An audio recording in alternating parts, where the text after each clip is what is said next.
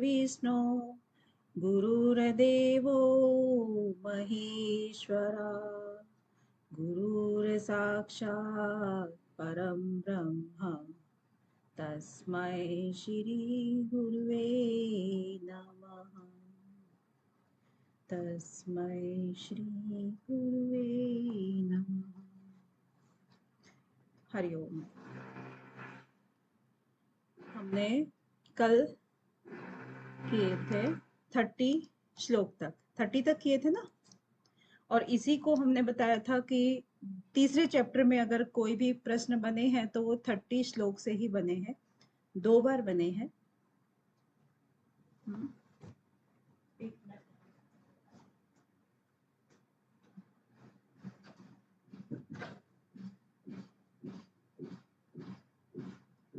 तो 2 बार बने हैं। दोनों प्रश्न कल डिस्कस हो भी चुके थे। अब इसमें अगर आप एक चीज और नोटिस करेंगे, हम हो सकता है तीसरा क्वेश्चन फिर से इसमें से बन जाए कि इस श्लोक में से कितने तरह के योग की चर्चा हुई है। मयि सर्वाणि कर्माणि,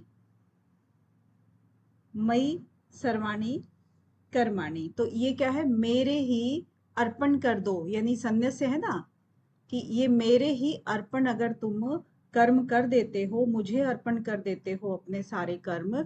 एक तो ये हो गया। तो इसमें आपको क्या लग रहा है कि कौन सा भक्ति वाला, भक्ति है ना, भक्ति योग, ये वाला छिपा हुआ है। क्योंकि सभी चीजें अर्पण करके, और अगर केवल और केवल भगवान के ही अर्पण जिस चीज को कर देते हैं तो उसको क्या कहा गया है, भक्ति योग। राइट, भक्ति योग होता है ना। इसके बाद आता है अध्यात्म चेतसा। अध्यात्म चेतसा में क्या चीज फील हो रही है, अपने आप की बुद्धि को प्रकाशित करना। अध्यात्म चेतसा यानी कि यहां पर ज्ञान योग की बात हो रही है। और निराशी निर्ममः भूत्वा, इसमें क्या हो गया, जैसे कि तू निराशी बन, निर्मम बन गए, और आगे एक आ गया कि युद्धस्व, युद्ध भी कर, यानी कि ये सब छोड़ करके युद्ध कर। अगर ये सब चीजें लेकर के युद्ध करता है तो इसका मतलब है उसका कर्म के अंदर फल का भाव आता है। लेकिन अगर इनको छोड़ करके युद्ध करने की बात कर रहे हैं, विगत ज्वर, यानी कि संतापी ना बन, उसको संताप को छोड़ करके युद्ध कर। तो ये सारी चीजें जो है ना, इसको छोड़ करके युद्ध करने का मतलब हो गया कर्म योगी, कर्म योग। इस एक श्लोक में हमने तीनों योग देख लिए हैं, ज्ञान योग, भक्ति योग और कर्म योग। ये चीज नोटिस करने वाली है, ठीक है। तो ये इंपॉर्टेंट हो सकता है कि इसके अंतर्गत कौन कौन से योग, और नीचे ऑप्शन आपके दे दिए जाएंगे और आपको वो कूट के द्वारा बताए जाएंगे। या फिर इसमें ये भी हो सकता है कि एक हिस्सा दे दिया मयि सर्वाणि कर्माणि संन्यस्य, तो इसके अंदर कौन सा योग है, ज्ञान योग है, भक्ति योग है, या कर्म योग है। या फिर इसमें से नीचे वाला लाइन दे करके पूछ लेंगे कि ये कौन सा योग के अंतर्गत आ रहा है, भक्ति योग है, ज्ञान योग है, कर्म योग है। किसी भी तरह से जब आप डीप पढ़ते हो ना, तो किसी भी तरह से घुमा फिरा करके एग्जामिनर क्वेश्चन दे दे, आप फंसोगे नहीं, ठीक है। तो ये क्लियर है ना आपका ये वाला श्लोक, इसको समझाने की जरूरत तो नहीं है दोबारा। मैम एक बार बता दीजिए ना, भक्ति योग फर्स्ट वाले में आएगा, सॉरी कर्म योग फर्स्ट वाले में आएगा, है ना? कर्म योग लास्ट वाले में आ रहा है ना। लास्ट वाले में हम अच्छा। कर्म योग क्यों कह रहे हैं, क्योंकि इन्होंने निराशी, निर्मम और विगत ज्वर, ये तीन चीजें जो है ना, इनको छोड़ करके, यानी कि इनको इनके अंदर स्थित होकर के, छोड़ करके नहीं, इसके अंदर स्थित होकर के, क्योंकि सबके सब नेगेटिव में आ रहे हैं। निराशी बन, निर्मम बन और विगत ज्वर बन। अगर इसको पॉजिटिव में लेके आते कि भी आशयी और मोही और ज्वर वाला, संतापी जैसे होता है, तो फिर हम कहते कि उनको छोड़ करके। लेकिन अब इन्होंने ऑलरेडी इसमें नेगेटिव सेंस में दिया हुआ है, इट मीन्स इनके साथ, इनके अंदर स्थित होकर के तो युद्ध कर। तो जब हम किसी भी कार्य को उसके अंदर आसक्त हुए बिना करते हैं ना, तो उसको कर्म योग कहा गया है, ठीक है, तो यहाँ नीचे वाली लाइन से इसका आशय स्पष्ट होता है कर्मयोग का। Okay ma'am. ठीक है, क्लियर है ना। और भक्ति योग का कब होता है कि वो भक्ति में लगा रहता है योगी, और वो कहता है कि जो भी अच्छा हो रहा है, जो बुरा हो रहा है, जो मैं कर्म कर रहा हूं, सब कुछ तेरे को अर्पित है। हालांकि अपनी तरफ से ऐसा नहीं कि वो किसी की हत्या करके कहेगा कि ये तो तेरे को अर्पित है, ऐसा नहीं है। मतलब हमेशा अच्छे सेंस में बात की जाती है। तो जो भी कर्म कर रहा है सब उसी को अर्पण, यानी अपने ऊपर जो अच्छे कर्म कर रहा है ना, तो उसका फल की इच्छा नहीं करता, वो कहता है तूने ही कराया है, वो सब उसी का है। ऐसा कुछ जो भाव आता है ना, इट मीन्स वो भक्ति योग हो गया। ठीक है। और जिस तरीके से हम अपने जो विवेक बुद्धि होती है, जिससे कि हम अच्छे ज्ञान और बुरे ज्ञान की पहचान करते हैं, या किसी के अच्छे बुरे की पहचान करते हैं, या फिर हमें चीजें पता लग जाती हैं वेदों को पढ़ने से और व्यवहार से और ध्यान साधना से, इन सब चीजों से, तो वो बुद्धि की चेतना जागृत जो होती है ना, वो ज्ञान योग के अंतर्गत आता है। क्लियर है। आगे बढ़ते हैं, चलो आज का शुरू कर लेते हैं। तो पूर्व श्लोक में अपना मत यानी कि अपना सिद्धांत बता करके अब भगवान आगे के 2 श्लोकों में अपने मत की पुष्टि करते हैं। क्या कहते हैं कि ये मे मतम इदम नित्यम अनुतिष्ठति मानवा श्रद्धावंत अनसूयतः मुच्यन्ते ते अपि कर्म भी। ये मे मतम इदम नित्यम, यानी कि ये जो मनुष्य हैं, मानवा की बात करें ना, ये जो मनुष्य हैं, ये मेरे मत को, यानी कि जो उन्होंने ऊपर मत दिया है ये वाला, मेरे मत को अगर नित्य यानी कि हमेशा अगर वो इस चीज को मानते हैं, आगे कह रहे हैं कि श्रद्धा से, श्रद्धावंत यानी कि श्रद्धा पूर्वक, अनसूयंत, अनसूयंत मतलब एक होता है, देखो असूया शब्द होता है एक, असूया क्या होता है, असूया जिसके अंदर हम या कोई भी मनुष्य की बात कर ले कि दोष ही दोष देखना, उसके अंदर अच्छाई नहीं देखना। कोई भी इंसान इस दुनिया में एकदम से सारा अच्छाई से भरा हुआ नहीं है, सारा बुराई से भरा हुआ नहीं है, लेकिन अच्छाई को इग्नोर करके हमेशा उसके अंदर दोष देखना, उसको असूया कहते हैं। तो यहां पर असूये का अनसूयंतः, तो ये हो गया कि दोष दृष्टि को देखे बिना। ठीक है, तो श्रद्धा से और दोष दृष्टि के अंदर कोई भी ना देखे, दोष दृष्टि रहित होकर के करे, मुच्यन्ते, मुच्यन्ते मतलब फिर वो मुक्त हो जाते हैं, ते अपि कर्म भी, और वो उन अपने कर्म बंधनों से मुक्त हो जाते हैं। किस तरह से अगर व्यवहार करेंगे कि वो किसी के अंदर दोष दृष्टि ना देखें, श्रद्धा से मेरे इन कहे हुए, जो ऊपर कहे हुए वचनों के अंदर स्थित होकर के अगर वो चलेंगे निरंतर नित्यम, तो फिर वो कर्म फलों से मुक्त हो जाएंगे। ठीक है ना। ये मे मतम इदम नित्यम अनुतिष्ठन्ति मानवा श्रद्धावन्तः अनुसूयन्त मुच्यन्ते ते अपि कर्म भी। क्लियर है, क्लियर है ना। निहारिका परिहार जी, क्लियर है आपको। Yes ma'am. तो ये तू एतद अब नेगेटिव सेंस में बता रहे हैं कि अगर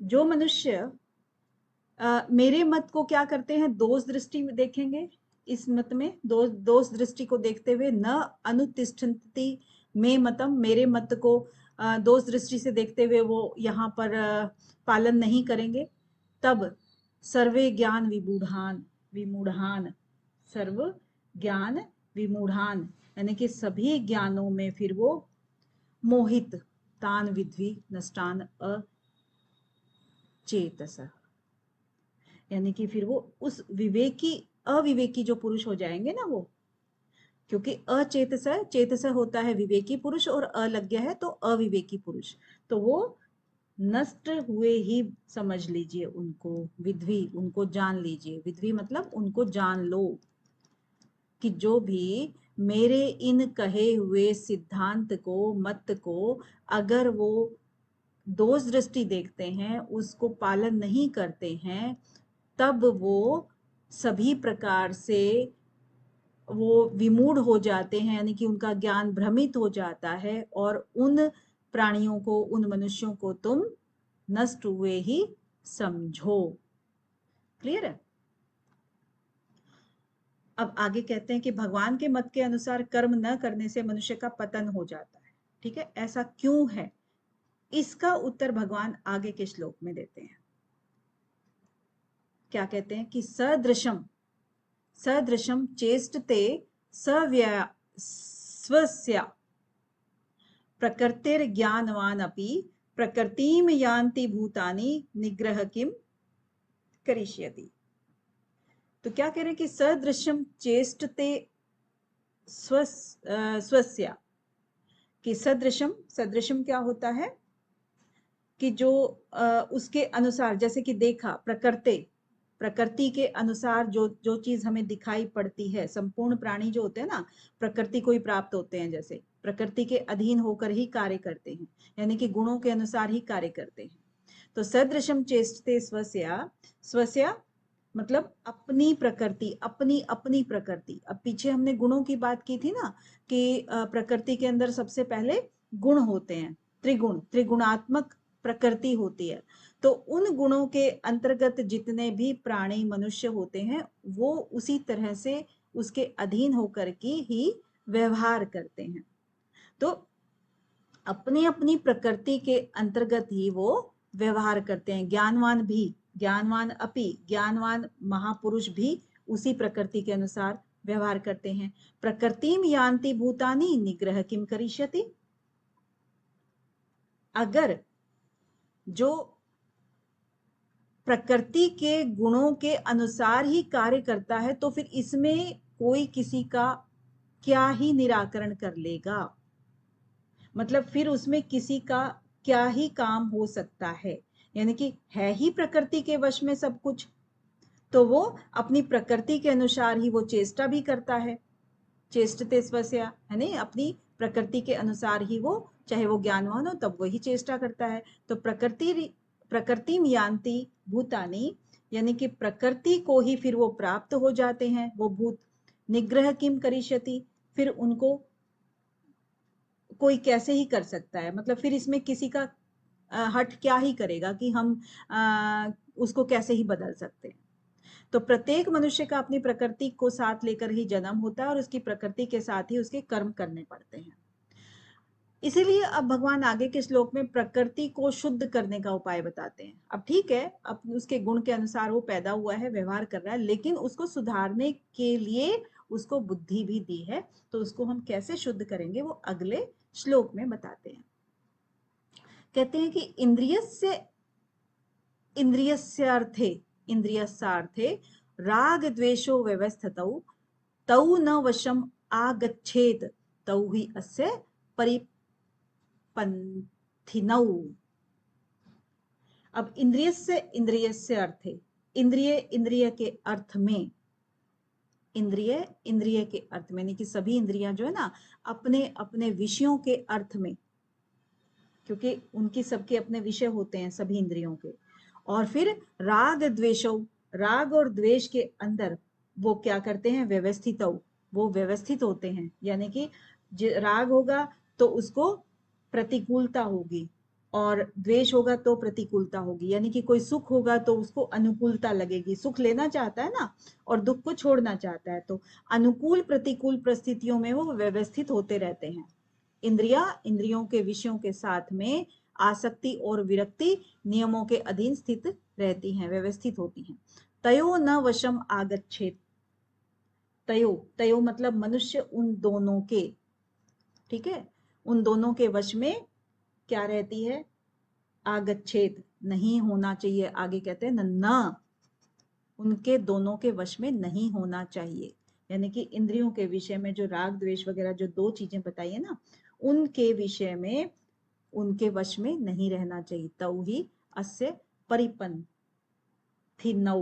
यानी कि वो विघ्न डालने वाले ही शत्रु होते हैं। ये दोनों हमारे परमात्मा के मार्ग में अवरोध उत्पन्न करते हैं। आत्म साक्षात्कार करने के पथ में अवरोध उत्पन्न करने वाले होते हैं। अस्य परिपंथिनौ, ठीक है। राग द्वेष के वश में न होकर के क्या करना चाहिए और क्या नहीं करना चाहिए, इस पर आगे भगवान श्लोक कहते हैं। क्या कहते हैं कि श्रेयान स्वधर्म विगुणः पर धर्मात् स्वनुष्ठितात् स्वधर्मे निधम श्रेय पर धर्म भयावह। अब क्या कह रहे हैं कि श्रेयान स्वधर्म विगुणः, स्वधर्म क्या होता है? अपना धर्म, ठीक है ना। अपना धर्म ही श्रेष्ठ है, श्रेयान अपना धर्म ही श्रेष्ठ है। विगुण, विगुण मतलब गुणों की कमी जो होती है ना, वो विगुण हो गया। परम धर्मात, जो परम धर्म है यानी कि दूसरों के धर्म से गुणों की कमी वाला ही श्रेष्ठ रहता है। स्वनुष्ठिता यानी कि अच्छी तरह से आचरण में लाया हुआ। अनुष्ठित होता है ना कि अनुष्ठान करना मतलब आचरण करना, और स्व अनुष्ठिना यानी कि अच्छी तरह से, यानी अपने ही धर्म का आचरण करना एक तरह से। तो अपने धर्म में कहते हैं ना कि जो अन्य धर्म वर्ण होते हैं, वर्ण कौन से होते हैं कि जो 4 वर्ण माने गए हैं, ब्राह्मण, क्षत्रिय, वैश्य और शूद्र, तो इनके अपने अपने धर्म बताए गए हैं ग्रंथों में। अब अपने जो धर्म होता है उसका पालन करना ही स्वधर्म होता है, और अगर उसमें कमी भी हो तो भी वो चलता है, लेकिन दूसरों का जो है ना धर्म का पालन करना, वो नकली कहलाती है। उसमें दूसरों का कर्तव्य यानी कि धर्म को भली भांति अनुसरण करने की अपेक्षा कर्तव्य पालनीय स्वधर्म को दोषपूर्ण ढंग से करना भी अधिक कल्याणकारी होता है, ये कह रहे हैं। दूसरों के कर्तव्य का अनुसरण करने से भय उत्पन्न होता है, और अपने कर्तव्य का पालन करते हुए मरना भी श्रेयस्कर कहलाता है। श्रेयान स्वधर्म विगुणः परम धर्मात् स्वनुष्ठितात् स्वधर्मे निधनम श्रेय, यानी कि अपने धर्म में ही अगर निधन जो किसी तरह से भी अगर कम भी किया तो भी निधन वो श्रेयकर है। पर धर्म भयावह, पर धर्म का पालन करने से भय लगता है, भय उत्पन्न होता है, ठीक है। अब नेक्स्ट में क्या कहते हैं कि स्वधर्म कल्याणकारक और पर धर्म भयावह है, ये चीज बोली। ऐसा जानते हुए भी मनुष्य स्वधर्म में प्रवृत्त क्यों नहीं होता? तो ये अर्जुन प्रश्न करते हैं। कामना रूपी शत्रु का शमन करना आप बताया है कि जो कामना आपकी करती है, इधर उधर भागती है, वो चीज। तो अथ केन प्रयुक्तः अयम पापम चरति पुरुषः अनिच्छन अपि वार्षण्ये बलात् इव नियोजितः। तो इसमें वार्षण्य, वार्षण्य, हे वार्षण्य, वार्षण्य किसका नाम है? यदुकुल में, यानी कि अर्जुन को कह रहे हैं कि वृष्ण, वृष्ण नाम का एक वंश था, और उसी में अवतार लेने से ही भगवान का नाम वार्षण्य पड़ा था, इसीलिए वार्षण्य यानी हे कृष्ण, हे वृष्णवंशी, ये कह रहे हैं। तो हे वार्षण्य, यहां पर कह रहे हैं कि अथ केन प्रयुक्त अयम, अथ फिर ये जो मनुष्य है, यानी कि अथ केन प्रयुक्त अयम, प्रयुक्त मतलब फिर ये किससे प्रेरित हो करके ये सब पापम चरति पुरुष, ये जो पुरुष है ये पाप कर्म करता है, पाप का आचरण करता है, किससे प्रेरित होता है? ये किससे प्रेरणा लेता है? अनिच्छन अपि वार्षण्य, जो कि न चाहता हुआ भी ये बलात् इव नियोजित है, जबरदस्ती अपने आप को उनमें लगाए रखता है, पाप कर्म में लगाए रखता है। अगर यही है कि अपने ही धर्म का पालन करना चाहिए, तो कौन प्रेरणा देता है कि आप दूसरों के कर्म की आप उसको अनुसरण करते हैं? न चाहते हुए भी आप किससे प्रेरणा लेते हो? ठीक है। तो अब भगवान आगे के श्लोक में अर्जुन के प्रश्न का उत्तर देते हैं। क्या कहते हैं कि कामः एष क्रोधः एष रजोगुण समुद्भव महाशनः महापाम्पा विद्वी एनम इह वैरिणम, यानी कि किससे प्रेरित होते हैं? रजोगुण समुद्भवः, रजोगुण से उत्पन्न। रजोगुण क्या है? क्रियात्मक का प्रतीक माना जाता है, क्रिया करने का, ठीक है, चंचलता का, मन को इधर उधर भटकाने वाला, वो रजोगुण के अंतर्गत आता है। तो ये जो रजोगुण का जो से उत्पन्न जो स्वभाव होता है वो एषः, एषा मतलब ये जो है, कामः, कामः मतलब कामना, कामना क्या है, पाप का कारण बनती है, कामना करेंगे और अगर वो काम नहीं कुछ हो पाया तो फिर वो क्रोध, क्रोध में परिवर्तित हो जाता है। महाशनः, महाशनः मतलब ये बहुत ही ज्यादा खाने वाला, यानी कि वो नुकसान वाला। और महापांपा, महापापी है। विद्वी, इसको जान, इस चीज को ऐसा जान, इस विषय को ऐसा जान। एनम, एनम मतलब ये, इसको ही। और वैरिणम, वैरिणम मतलब वैरी है, इसी को तू दुश्मन जान। यानी कि जो भी रजोगुण से उत्पन्न होने वाले जो मनुष्य हैं, विषय वासना या काम क्रोधी जो व्यक्ति बन जाते हैं, तू इनको ही संसार में अग्नि के समान जान, जो कि कभी भी तृप्त नहीं होते। ये अपने तुम्हारे महान शत्रु हैं, वैरी हैं, ठीक है। तो ये पाप है। ऐसी जानकारी होने पर मनुष्य पाप में प्रवृत्त हो जाता है। अतः इस जानकारी का प्रभाव आचरण में न आने का क्या कारण है? इसको आचरण में लोग क्यों नहीं लेकर के आते हैं? तो इसका विवेचन भगवान आगे के 2 श्लोकों में करते हैं। क्या है कि धूमेन आवृतीये वहनी यदा आदर्श मलेन च यथा उल्बेन आवृत गर्भ तथा तेन इदम आवृतम। अब किस तरीके से ये एग्जाम्पल देते हैं? जैसे कि यथा, जैसे कि धूमेन, धुआं, और वहनी होती है आग, ठीक है।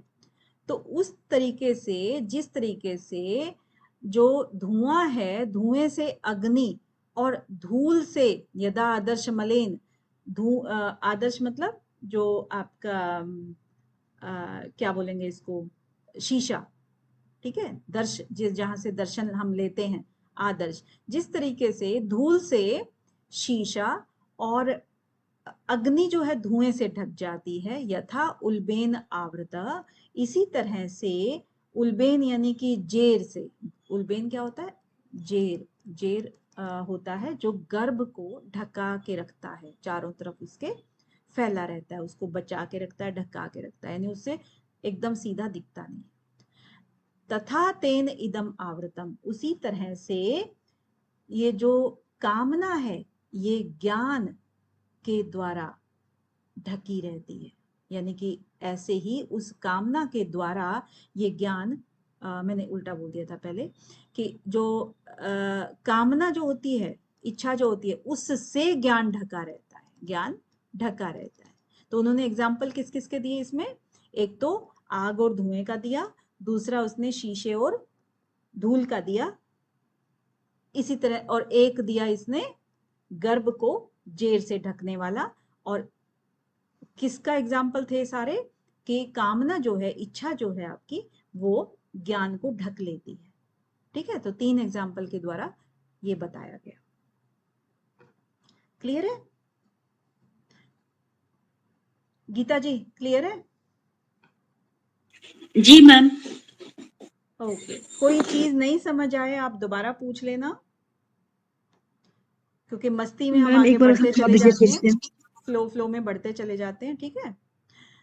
चलिए, आवृतम, अब इसको भी देख लेना एक बार, हो सकता है ये प्रश्न का भी क्वेश्चन बनने के चांसेस हो सकते हैं, क्योंकि ये इस तरीके से है ना, थोड़ा क्वेश्चन फॉर्म में बन सकता है।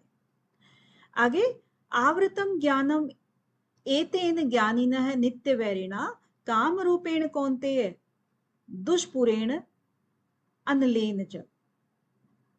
कौन्तेय, अब यहाँ कौन्तेय यानी कि कुंती के पुत्र से बोलते हैं अर्जुन, हे अर्जुन, हे कुंती नंदन।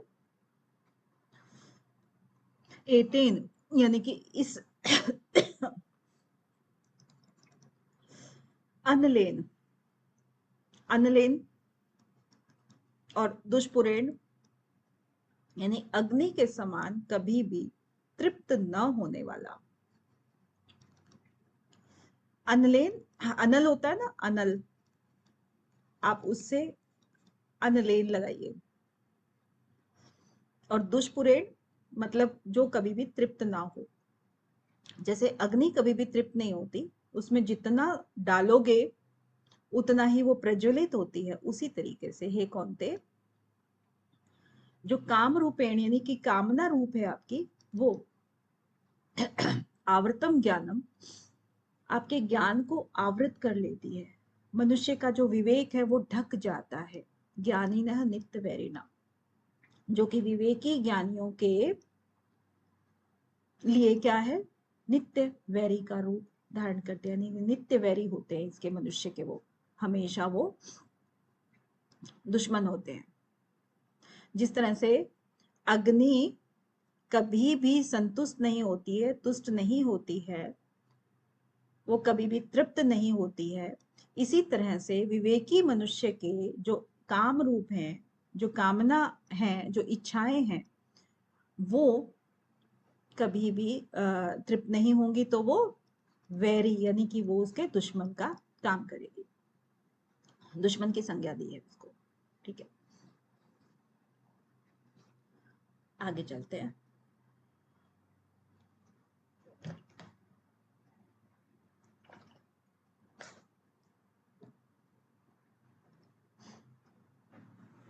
इंद्रियाणि मनः बुद्धि अस्य अधिष्ठानम उच्यते, एतैः विमोहयति एष ज्ञानम आवृत्य देहिनम्। इंद्रियाणि मनः बुद्धि, इंद्रियां, मन और बुद्धि, अस्य अधिष्ठानम उच्यते। अस्य यानी कि किसकी बात चल रही है अभी? अभी तक हम किसकी बात करते आ रहे हैं? कामनाओं की, कामनाओं से संबंधित विषय चल रहा है ना। तो ये जो सारी चीजें हैं, ये इस कामना के अंदर अधिष्ठानम यानी कि इनका जो वास स्थान है, वो कहाँ पर कहा गया है? इंद्रिय, मन और बुद्धि के अंदर इन कामनाओं का वास कहा गया है। एतै विमोहयति एष, एतै मतलब ये जो इंद्रियां हैं, मन बुद्धि इंद्रियां, इसके बारे में ये बात कर रहे हैं। ये एष इस कामना को क्या कर देती हैं? विमोहयति, मोहित करती हैं। कामना के अंदर वो पड़ी रहती है, मोहित करती है। ज्ञानम आवृतम देहिनम, और ये देही की यानी कि मनुष्य की आत्मा को भी सॉरी ज्ञान को भी वो आवृत कर देती है। यानी कि ज्ञान को ढक कर रखने वाले उन्होंने इंद्रियों का भी एग्जाम्पल बता दिया, अनिल का भी बता दिया, अग्नि का भी, और ऊपर भी उसने कितने एग्जाम्पल बता दिए। कितने बता दिए अभी तक? देखो 3 श्लोकों में ये आप पॉइंट आउट करके पॉइंट्स बनाएंगे अपने अपने, फिर आप लिखोगे कि भगवान श्री कृष्ण ने या भगवत गीता में ज्ञान को ढके रहने का या ज्ञान को आवृत करने के कितने संज्ञाओं से उदाहरण या कितने उदाहरणों के द्वारा बताया गया है, या कुछ भी आप लैंग्वेज यूज कर लो, तो उसके अंदर धुएं और अग्नि का हो गया, सेकंड आपका दर्पण और धूल का हो गया, तीसरा आपका जेर और गर्भ का हो गया, चौथा आपका क्या हो गया? ज्ञानी ने काम रूपेण कौन थे? ये अनिल का फिर से हो गया। यानी कि जिस तरह से अनिल, इसका फिर ये छोड़ देंगे क्योंकि धूल और जो अग्नि और धुआं था उसके अंदर आ गया, लेकिन फिर भी एक अग्नि जैसे संतुष्ट नहीं होती है, तो जैसे का हो गया, इसमें ए एंड आर का बन सकता है। इसके बाद फिर एक और आ गया नीचे, इंद्रिय, मन और बुद्धि। ठीक है, उसके अंदर कामनाओं की निवास स्थान बता दिया है। तो उसी तरह से वो कामनाएं आच्छादित करके रखती हैं, जैसे कि इंद्रिय, ये आप समझ लेना इसको। ठीक है, अब आगे के 3 श्लोकों में भगवान काम को मारने का प्रकार बताते हुए उसको मारने की आज्ञा देते हैं। काम को मारने का प्रकार बताते हुए कैसे मारना उसको। तस्मात् त्वम इंद्रियाणि आदौ नियम नियम्य भरत शर्भ पापमानं प्रजहि हि एनं ज्ञान विज्ञान आशनम अनाशनम, है ना। तो तस्मात् त्वम इंद्रियाणि, इसीलिए हे भरत शर्भ, भरतवंशियों में श्रेष्ठ अर्जुन, तू इन इंद्रियों को, यानी कि तस्मात इसीलिए, तू सबसे पहले क्या कर, आदौ, आदौ मतलब आदि, आदि मतलब सबसे पहले, सबसे पहले क्या कर, इन इंद्रियों के नियम, जो इंद्रियों के वश में जो चीजें हैं उनको, पाप मानम, पाप मानम मतलब कि जो महान पापी जो काम है, पाप मानम किसकी बात कर रहे हैं, अभी तक कामनाओं की बात कर रहे हैं, तो इनकी बात करें, जो पाप देने वाले जो भी काम है, प्रजही, प्रजही मतलब उनको बलपूर्वक क्या कर, मार दे, बलपूर्वक उसको दमन कर दे। ही एनम ज्ञान विज्ञान अनाश, तो ज्ञान और विज्ञान का नाश करने वाले तू इनको बलपूर्वक मार दे, ठीक है ना। तो ये भरतवंशियों में श्रेष्ठ अर्जुन, इंद्रियों को वश में करके और आत्मज्ञान और आत्म साक्षात्कार में बाधा उत्पन्न करने वाली इन महान पापी कामनाओं का तू बलपूर्वक प्रजही, बलपूर्वक दमन कर दे, समाप्त कर दे, ठीक है। ये हो गया। नेक्स्ट है इंद्रियाणि पराणि आहु इंद्रियेभ्य परम मना मनस तु परा बुद्धि य बुद्धे परत तु स। इंद्रियाणि यानी कि इंद्रियों को, पराणि, पराणि मतलब पर, यानी कि सबल, प्रकाशक, व्यापक या सूक्ष्म, आहु कहते हैं, यानी कि इंद्रियों को हम क्या कहते हैं, सूक्ष्म कहते हैं, वैसे प्रकाशक भी कहते हैं। यानी कि स्थूल शरीर से जो इंद्रियां होती हैं, स्थूल शरीर की इंद्रियां होती हैं, उससे इस जड़ पदार्थ की जो शरीर की शरीर से जो श्रेष्ठ होती हैं वो क्या होती हैं, इंद्रियां श्रेष्ठ होती हैं, क्योंकि वो थोड़ी सी सूक्ष्म होती हैं, आहु। इसके बाद इंद्रियेभ्य, इंद्रियेभ्य मतलब इंद्रियों से परम, इंद्रियों से परम कौन है, मन, इंद्रियों से भी सूक्ष्म मन है, यानी कि श्रेष्ठ मन है, परम मतलब श्रेष्ठ से दिया जाता है यहाँ। तो शरीर से यानी इंद्रियाणि प्राणी आहु, शरीर से जो आपका श्रेष्ठ है वो है प्राणी, पर, और उससे इंद्रियेभ्य, उससे पर यानी उससे श्रेष्ठ क्या है, मन, और मनसः तू पराबुद्धि, और मन से श्रेष्ठ जो है वो बुद्धि को कहा गया है, यह बुद्धि परता तू सह। और फिर जो सर्वश्रेष्ठ शुद्ध हुआ, बुद्धि से भी जो शुद्ध हुआ वो क्या है, वही शुद्ध स्वरूप आत्मा, यानी कि जो बुद्धि से भी श्रेष्ठ है वो क्या है, स, यानी कि वो, वह। तो इस तरह बुद्धि से आगे आगे इसका ही रिलेटेड है ये वाला भी, कि एवं बुद्धे परम बुद्धवा, तो इस प्रकार जो स्वयं मन से और बुद्धि से भी श्रेष्ठ को आत्मा समझ करके, आत्म रूप को समझ करके, संस्तभ्य आत्मानम आत्मना, ठीक है, मतलब आत्मा रूप को समझ करके, जही शत्रु महाभावो, यानी कि बुद्धि के द्वारा उस मन को स्थिर करके तू क्या करेगा, तू सभी कामनाओं रूपी दुर्जय शत्रुओं को मार दे। जही, जहाती होता है ना, जही मतलब छोड़ दे, त्याग दे शत्रुओं को, हे महाभाव, काम रूप दुरासदम, तो ये जो काम रूप जितने भी दुर्जय हैं उन सबको तू मार दे, मार डाल, जही, ठीक है। और इनको क्या करना है, पहले तो इनको वश में करना है, संस्तभा, सबको इनको वश में करना है, फिर आत्म रूप में समझना है, और फिर उन सभी शत्रुओं को, जो काम रूपी शत्रु हैं, उन सबको जही यानी कि मार देना है। क्लियर है। तो इससे आपका थर्ड चैप्टर खत्म होता है। ॐ तत्सत् श्रीमद्भगवद्गीतासु उपनिषत्सु ब्रह्मविद्यायां योगशास्त्रे श्रीकृष्णार्जुनसंवादे कर्मयोगो नाम तृतीयोऽध्यायः।